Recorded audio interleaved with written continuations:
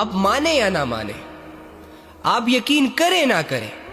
بھائی آپ نے مرنا ہے، اور مرنے کے بعد اللہ رب العزت نے پوچھنا ہے آپ سے آپ کی زندگی کا ہر عمل کا۔ اگر یہ ساری سیلیبریشنز، یہ بے حیائیاں، یہ گناہ آپ اللہ کے سامنے رکھ کر اللہ رب العزت کو جسٹیفیکیشنز دے سکتے ہو تو ناچو یار، ہلے گلے کرو،